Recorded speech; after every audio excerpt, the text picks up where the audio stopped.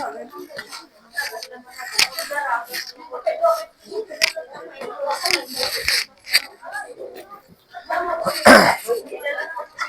morning pa iyo. May aga. Ako ngayon hikuan, Life Coach Paul. Tikang kasimbayanan. Ang kahulugan ng kasimbayanan, kapulisan, simbahan, mamayanan. So, panalagsa, may na kami kaupod ng mga pulis kay nagsusumat laterang programa ang kanang PNP. So, ini nga ko ang kasimbayanan na tindugin ito mo din ang programa ni Bongbong Marcos nga pagtindugan nasod na mataya maka-Diyos, makatawat, makabayan. So, nabatasan po natin every Monday, Wednesday, and Friday. Mayada kita morning devotion din ni DSWD. So, hapag kaya na, yan ang adlaw, ako yan na naka-assign morning devotion natin din ni DSWD. Kung may nakita pakayana, mahintong odhan this morning devotion, makakomedit po natin tiya, kahumanit aton morning devotion, okay? Tapos, ginaagat ko po ang kadaw sa, kung may nakita cellphone, mas maupay i-silent natin para diri kita makadisturbuhan seryoso na mamamati. So, upay nga aga iyo, pikangan po natin morning devotion in pagampo. Ipiyong ta naton mata, idukutan naton ulo, magampo kita. Hangaran ng amay, hananak, ng Espiritu Santo, mahigugmaan nga amay, nagpapasalamat kami nimo grasya, nga imong ginpakita yan nga aga. Salamat han proteksyon na imong ginhatag-amon. Nagpapasalamat kami han pulong na imong ginandamamon. Ginaampo ko lang nga buligan mo kami nga makaintindihan imo pulong, abrihanan mo namon kasing-kasing, han pahumukon mo namon kasing-kasing. Dayawon ka wari katapusan, hangaran ng Amay, Anak, ng Espiritu Santo. Amen. So, upay nga aga iyo. So yan na, ang Biblia nagsusumata aton na naghimuhan langit nga ng kalibutan, anaton mahigugmaon nga Dios nga gamhanan nga Dios, di ba? So yan na, kaya no gintugutan han Dios na mahisurat ang Biblia. Kaya no niya gintugutan na magkaadahin pulong han Dios. Okay? It makakabaton po ito dita anaton Ginoo nga Hesukristo. Siring ni Jesus sa Mateo kapitulo 4 bersikulo 4. Siring niya iningatak na ngayon anaton Ginoo ginsulay ni Satanas. Ansyahan nga pagsulayan ni Satanas, siring ni Satanas iya, kung anak ka manggudhan Diyos, ini na mga bato, himuha nga tinapay o pagkaon. So, ang ginbato na yan ni Jesus, nakadaha Mateo 4:4. So, rin ni Jesus nga di, pero bumato ni Jesus, nasiring ang kasuratan, nabubuhi ang tawo, dirila pinaagihan pagkaon, kundi pinaagihan kada pulong nga nati kang hababa han Diyos. Asyan niya kanhayan ni Hesukristo. So, nasiringan kasuratan na ang tao, diri lang kita nabubuhay pagkaon, pinagin pagkaon, kundi pinaagihan kada pulong. Mapakaya na lang kayo, kada sano ka mo nakaon, ano't schedule kayo pagkakaon. Diba adlaw-adlaw? Waray man din nakaon in MWF, may dapat din nakaon in MWF, TTH. Adlaw-adlaw ya, adlaw-adlaw kita nakaon. So, saring manamong nga pamagi, kung ang pagkaon ng lamisa, ginaadlaw-adlaw naton, ginaagat kitahan Diyos na aniya pulong, aadlaw-adlawan ka gihapon. Kaya diri lang kita nabubuhin pinaagi lang pagkaon, kundi pinaagihan niya pulong. Okay? Ang pagkaon, nakakahatag aton yung kinabuhi, aniya pulong, nakakahatag yung kinabuhi. Kung ang pagkaon, ang lamisa, nakakahatag aton kusog, ang pulong han Diyos, nakakahatag yung kusog. Labi na kung pagkaon ng lamisa, paborito nimo. Kung paborito nimo ang pagkaon ng lamisa, malipayon ka. Diba, marisyo ka. Kasangkayan ko, ang pulungan Diyos, naghahataging kalipay, naghahataging karisyuhan aton. Okay? Nabatasan na ito yan, mga tauhan Diyos, daan naging sa aran, ang tawag itera, mga Hudyo. Ang mga Hudyo, adlaw-adlaw itera, nakaon, adlaw-adlaw itera, nag-aaram, nagbabasa, nga namamati, ang pulungan Diyos. Kaya ang sugo manggodan Diyos na ang tao, dirila nabubuhi, pinaagihan pagkaon o tinapay, kundi pinaagihan pulong nga nagawas san baba han Diyos. Asyan sugo hayrahan Diyos. Okay? So yan na, amo yapan. Kita man lang mga hintil, kita na mga hintil, okay lahaton, nga bisan o sa kaadlaw, o sa kasimana, o o sa kabulan o sa katuig, waray basa-basan pulong ang Dios. Di ba? Pero ginaagat kita yan ang Diyos na di-relay itong pagkaonan, pinaagihan atong pagkinabuhi. Okay? Gustuhan Diyos na magkinabuhi kita na kada adlaw, nag-aaram, nagbabasa, nga namamati, haniya pulong. Pananglitan, kung may da nag-a-apply o sa nga tao, para makilala mo o sa ito nga tao nga nag-a-apply, babasahon ni mo niya resume. Diba? Dito mo masasabtan kung taga din niya, ano niya gintapos. Haamo man niya pamagi, ang benepisyo natin makukuha, pag mag-aram kita ng pulong ang Diyos, magbasa kita, mamati, makikilala natin ang Diyos. Okay? Mababaro kita kung ano ang gustuhan pagdayaw ang Diyos. Pinaagi kaniya pulong. So yan na, mahintungod ang pulong ang Diyos, ang Biblia, kasangkayan ko, nagsusumat ang Biblia na ang tao, kada usa, mag-aatubanghin kamatayon. Okay? Mayada kamatayon ang kada usa. So, karegsing yun, temporaryo lakita din ni hababawan tuna.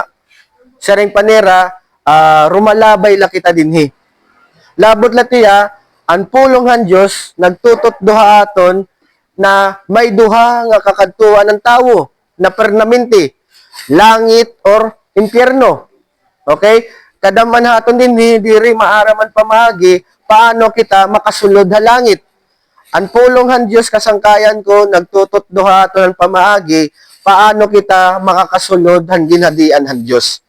Maaram gud kita pinagihan Biblia, maaram kita na kinan ni Hesus Kristo kalibutan, maaram kita na ginraysa ni Jesus sa cross. Di ba? So, anon rason, kaya ano, kinan ni Jesus sa kalibutan. Good morning, Coach. Sige. Sige dito. Sige, Coach. Adila taga diri. Sige. So, maaram gud kita nga Hesus Kristo kuman niya kalibutan, ginraysa ang hiya cross. Okay? Dila kita maaram anon rason kaya ano hiya namatay a cross. Pamaagihan cross nagkada kitang katalwasan, di ba? So, anon rason kaya ano kita gintaganin katalwasan ng Dios. Siring di Roma kapitulo 3 bersikulo 23. Siring nga di Roma 3:23. Kay nakasalaan nga tanan ngan waray nakaabot han himaya han Dios. Pero katawan nakasala nga tanan. Okay? So, thank you, Coach. Tanan nga tawo makasasala, waray na babawhan to na nga tawo nga waray sala. Agribahin na ba didit waray sala al sang kamot? so diri nagbubuwaan pulong ang Dios, di ba? Tanan nga tawo nakasala. Diin man nati kang sala. Kasangkayan ko natikangan sala kung ang tao diri nakasunod han suguhan Dios or balaod. Pag itawo nakasupak han balaod or suguhan Dios, di dato nagawasan sala. Han maray pa sala ang tao, kaupod han Dios si Adan, Garden of Eden. Yan ang kaupod ni han Dios si Adan, naghataghin balaod or suguhan Dios. Siring ni han Dios kan Adan. Adan, pwede mo kaunan tanan nga bunga han mga puno, pero ayaw la pagkaunahan bungahan, tree of knowledge of good and evil. Okay? Umabot ang panahon, ginsulay ni Satanas si Adan, ginkaon meran, pinagbabawal nga pagkaon, hayra nga prutas, nakasupa kay rambalaod, dida umabot ang sala. Okay? So yan na, Coach, ano man ang problema kung nakasalaan nga tanan nga tao? Okay? Mayada nga problema. Sa ring di Roma 6:23, kay an bayadan sala, amoan kamatayon. So tungod han ini nga sala, umabot ang kamatayon ha tawo. Nagkaada kitang kamatayon kay asya ini an bayad han sala. Asya ini an bayad han pagsupak ni Adan han sugo or ang balaod han Dios. Nagkaada kitang kamatayon lawas nun physical ngan spiritual. Han waray pa nakasalay Adan, waray kamatayon an Dios awan ang tawo. Kaupod gud niya pero han nakasala ang tawo di na umabot ang kamatayon ng tao. Duha ka klase. Mahintungon ang kamatayon, nasa ring didagin padayag, kapitulo 20, bersikulo 14. Saringa di, han pulongan Diyos, ang lanaw hang kalayo, amo ang ikaduha nga kamatayon. So, ang Biblia, nagsusumata atong kasangkayan, na ang impyerno, ikaduha iya nga kamatayon. So, makikita naton kasangkayan, hanwaray pa nakasalan tawo, magkaupod gud ang Diyos nga ng tawo. Pero ti ka nga nakasalaan tao, anong ginhimuan Diyos? Ginpagawas han Diyos si Adan ha Garden of Eden. Pinagtungod din nga sala, ang relasyon ng tao, harayo na. Okay? Bulag na. So yan na, ang tao, may da permanente nga pagkaharayo ha Diyos. Kung may ngadto ka na impyerno, harayo ka na permanente ha Diyos. Waray ka na chance makabalik ka iya. Okay? Labot lang nga harayo ka na dito permanente ha Diyos, mag-aagi ka nga to, makakaabat ka nga to yung kakurian. Kaya dito pagsisirutan, mo sala. Ang bayadan sala, kamatayon. Panangitan din ha, Tacloban City, may dakita balaod. Pag ito sa nga balaod din, bawal mangawat. Diba? So yan na, pag ito sa nga tao, nahidakpanin pangawatin sa rakyan, dadakpon yung pulis, ngan pwede ay kadto ha, presuan. Kaya man bayadan sala iya. Negits ba ya? Masayang kita hiyukat na preso ka. Nangawat ka man. Haamo man niya pamagi, okay, tanan kita nga tao, tikad to ha impyerno. Hiyukat giya paton. Diba? Seringan pulungan Diyos, tanan nga tao nakasala. Maaram ba kita didit na pulong nga suguhan Diyos, 10 Commandments? Diba? Kadaman na ato ni diri memorize. Pero naseringan pulungan Diyos, diri laya tubtub pagpahinomdom. Kinahanglan, buhaton, tumanon, ang napulong nga sugo.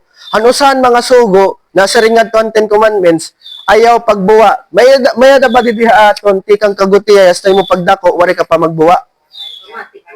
Waray, di ba? So, tanan kita din nakasupak ang balaod, tungod dito, tanan kita nakasala. Okay? Aman yung rason mga kasangkayan ko, kaya gimpakan ni Kristo, han Diyos. Okay? Gimpakan ni Kristo, han Diyos, kay nakita han Diyos, tanan nga tao nakasala, tanan na tao, tikad to na ha, impyerno. Kaya ang bayadan sala, kamatayon. Ang kamatayon gihapon, nagsusumat gihapaton na impyerno gihapon itiya. Okay? Anon rasonan kaya gimpakan ni Kristo? Sering di Juan kapitulo 3, versikulo 16. Juan 3:16. Sering nga diyang pulungan Diyos. Ang nagyayakan ni ang natong Ginoo nga Kristo. Sering niya, kay ginhigugmagod ang Diyos ang mga tawo kalibutan nga iginhatag niya an iya usagod lang nga anak. So tungod ang pagigugmahan Diyos kuman ni Kristo. Ang ikaduha nga personahan Diyos, ang Diyos anak kuman ni. Ang naghimuhan langit ang kalibutan kinani kaya mayada paghigugma aton ang Diyos amay. Kay kun waray paghigugma ang Diyos amay aton, diri mapakani ang Diyos anak ni Kristo. Naigits pa ba ya? Karigsig ang kasangkayan ko, ang pag-abot ni Kristo kalibutan, pagpapakita ito yan, gugma han Diyos sa aton. Okay? Pasalamat kita ha Diyos nga nahigugmaya, bisan kita nakasupak, aniya, balaod, bisan kita makasasala. Anon panuyo ang Diyos kaya niya igimpakan ni Kristo? Seringa di, para ang bisan hino nga tumuo ha iya, diri mawawara, kundi magkakamayada, hinkinabuhi nga waray katapusan. Ang panuyuhan Diyos, kaya niya gimpakan ni Kristo, para magkaadan kinabuhi nga waray katapusan, adto na mga tawo nga may ada pagtuo kan ni Kristo. Naigits po ba ya? So, ang kinabuhi nga katapusan, nagpapakita tiyan katalwasan. So, ginhatag Kristo haaton para kita magkaadahin katalwasan. Paano nagkadang katalwasan adto na mga tawo nga may ada pagtuo? Adto na mga tawo nga may ada pagtuo para sa akon makasasalag yapitiya. Usag yapitirahin nakasupakan balaod. Pero kaya nagkaderang katalwasan. Maaram gud kita nga namatay Kristo a cross. Ang kamatayon ni Kristo a cross, amo ito'y hiyaan nagbayad ang pinalidagan sala, hiyaan nagatubangan sirutan sala. Para ang mga tawo nga may ada pagtuo ha iya, diri na magbayad ang pinalidagan sala, diri na magatubang hansirotan sala. Kaya ang Ginoo na mismo ang nagbayad, ang Ginoo na mismo ang nagatubang hansirotan sala. Okay? Kung ikaw man ito yan kasangkayan ko nga may ada ka pagtuo kan Kristo, di ka nga kasing-kasing, okay, kung tumuo ka iya, diri na ikaw magbabayad ang pinalidagan mo sala, diri na ikaw mag-aatubangan imo sirutan mo sala, kaya an imo na Ginoo nga manunubos ang nagbayad nga nag-atubang para haimo. Kinahanglan mo la karawton ti kangay mo kasing-kasing nga ginpadara Kristo ang Dios para naton katalwasan, karawton mo Isu Kristo bilang Ginoo haimo kinabuhi. Okay? Last nga bersikulo nasa ni Juan kapitulo 6 bersikulo 47. Ang nagyayakan ini ang naton Ginoo. Siring niya, susumatan ko kamuhan kamatuoran, ang natuuha akon may kinabuhi nga waray katapusan. Anakan ni pahababawan tuna ang aton Ginoo nga Isu Kristo, aniya ay ginwawali na siring niya, kung hinuman ang natuuha iya, may kinabuhi nga waray katapusan. Okay? Makikita naton kasangkayan ko, number 1, nakitahan Diyos, tanan nga tawo makasasala, tanan nga tawo nakasala. Okay? Anbayad ang sala, kamatayon, nakitahan Diyos na tanan nga tawo, kita, tikadton ha impyerno. Pero kay tungod niya pagigugma, iya igin padara ni Isu Kristo.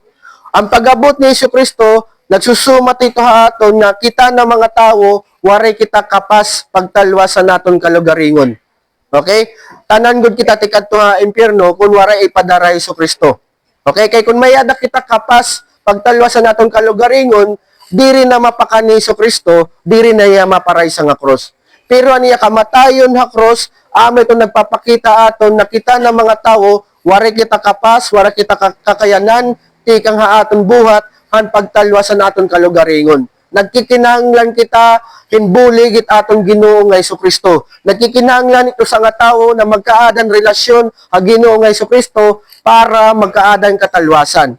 Tungod din nga ang paghigugmahan Dios ang mga tawo nga mayada pagtuo kan Isu Kristo, okay? Nakalikay ha impyerno nga nagkaadan chance na makaupod ang Dios sa waray katapusan. Isu Kristo iginray sa nga cross parang katalwasan haniya tawo. Ang mga tawo nga matuwa iya ngan ginlubong iya tulo ka adlaw na bannahoy iya. Okay? Mayada nakakita haniya pagbanhaw usa na ito hi Pedro. Usa ka panahon may da nakakita kan Isu Kristo, sobra ka 500 ka tawo nga kumita kan Isu Kristo nga buhi. Ngan orhi nagpakita iya kan Apostol Pablo. Si Apostol Pablo, diri tiya siyahan nga magturuo, magsuronod ni Isu Kristo. Pero mahintungod nang nagpakita Isu Kristo iya, nagkaaday ang pagtuo nga Isu Kristo, amo manggod an anakan Dios, asya ang ginpadarahan Dios parang katalwasan. Tungodan pagpakita iya ni Isu Kristo kan Apostol Pablo, Apostol Pablo, naging apostol ni Isu Kristo, usa nga mga maupay nga apostol. Akon lang ni karagsigon kasangkayan ko, na anaton Ginoo nga Isu Kristo, 100% nga buhi. Diri patay itaton Ginoo. Buhi, yan na itaton Ginoo nga Isu Kristo, nalingkod hantuo han Dios Amay. Kaya nasiring ang pulong han Dios, ang katapusan nga adlaw, ang iya pag-abot, second coming, okay? Magkakaada pagbanhaw. Okay? Duwa ka klase ang babanhawon, ang diri matadong, ang mga matadong. Ang mga patay na mga tawo, babanhawon niya, ang diri matadong, asya itong mga tawo nga waray tumo kan Isu Kristo. Pero ang mga matadong nga tawo, asya tirang nagkaadang pagtuo kan Isu Kristo. Yan na, ang pagbanhawa ira nga duha, ang diri matadong, iglalabog nga to impyerno, pero ang matadong nga tawo, tataganhin, mahimayaon nga lawas o glorified body. Ito nga mahimayaon nga lawas o glorified body, kasangkayan ko, diri na tiya mag-aatubangin kamatayon, diri na tiya makakaabatin sakit. Kan forever, waray katapusan nga panahon nga kaupod nimo ang Dios. Asya tiya ang plano han Dios sa aton. So para kita magkaadang katalwasan, nagsusumat aton ng Biblia, number 1, kinahanglan mo i-admitar nga na makasasala ka, nga waray nga ni bulig ang Ginoo, tikadto ka impyerno. Ikaduha, kinahanglan mo magkaadang pagtuo kan Isu Kristo. Na ginaagat kitahan pulong ang Dios, kunya na iti mo panunahuna, kinahanglan mo balyuan. Kung iti mo panunahon na yan na, iti direksyon, harayo ha Diyos. Kinahanglan mo balyuan yan na. Dapat ang direksyon iti mo panunahon na yan na, tikadto ka na ha Diyos, harani ka na ha Diyos, tidaop ka ha Diyos. Amin ni ang panahon nga gintatawag kita ang Diyos, nga dumaop na kita iya. Okay? Diri ni aksidente, kaya ano kita nakabatihan niya pulong. So, amo po niya kasangkayan, ang natong katalwasan, tatagango ka mo niyan feedback form para liwat ibutang niya dito niya mga prayer request, iyong ngaran, kung gusto niya mag-araman Biblia, mabulig kami ha iyo, okay, para mabarulat ka mo ang Biblia. Okay, ma-follow up lang kami ha iyo. So, ipapakilala ko lang ka mo yan kan life coach Matt dilemma. So, Coach, thank you po.